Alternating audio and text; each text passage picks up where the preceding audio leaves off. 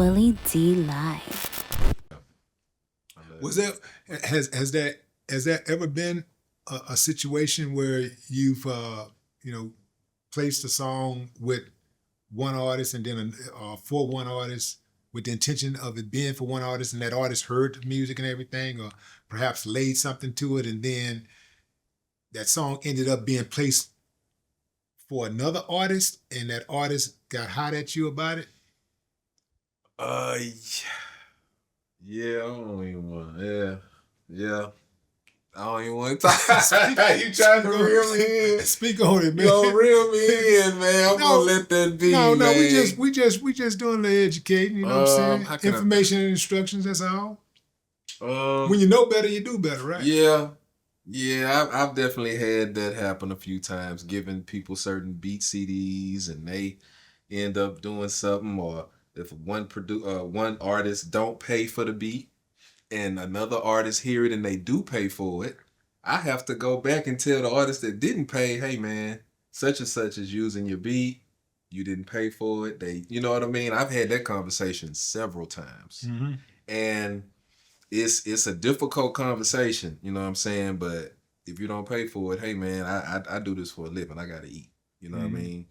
Did you at least give them an opportunity to pay for it first? I mean, did you call them and say, hey man, do you want the beat or not? A lot of times I do that. They can't be mad about that. Exactly. You can't be mad. Yeah. You can't be mad. And then, you know what? I'm going to tell you a story about this one beat that I literally had to manifest. It took about 6 or 7 years to make this one song happen.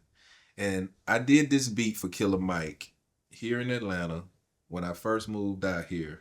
Killer Mike's grandmother lived in my neighborhood where I moved. Called Tony Valley. It's on Candler Road on the east side.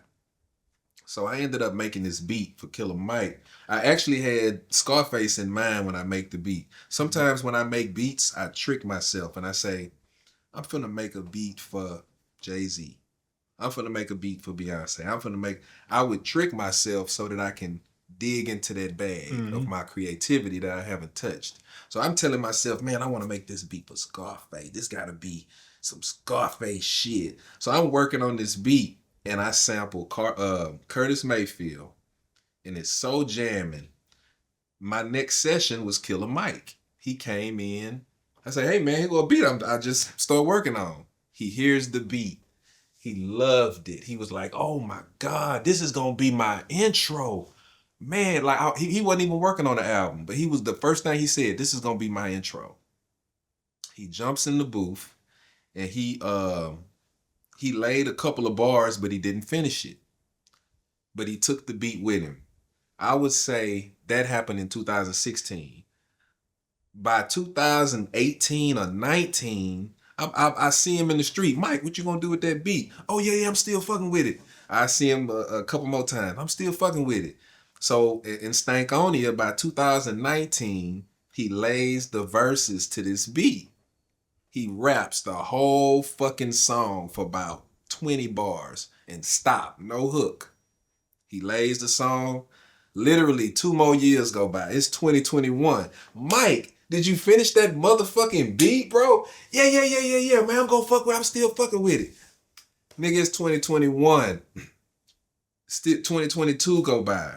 Nothing. And then he finally lays another verse to the beat. He just adds on, no hook. He went from 20 bars to about 50 bars. It's just a long song. And I'm like, man, is you gonna put a hook on this motherfucker? Like, what are you?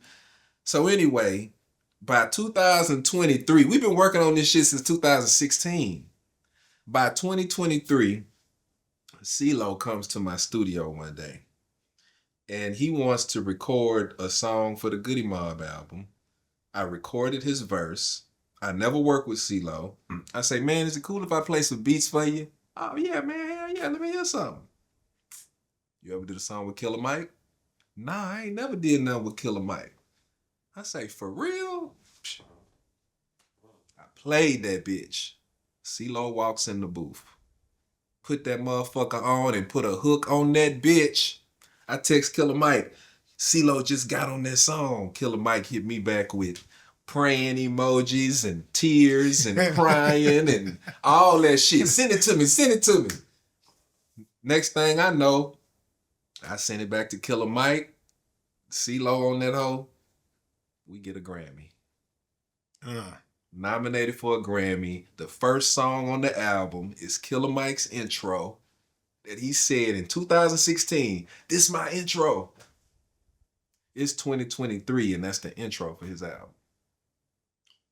The album that he just won a 3 Grammy Grammys. for. What?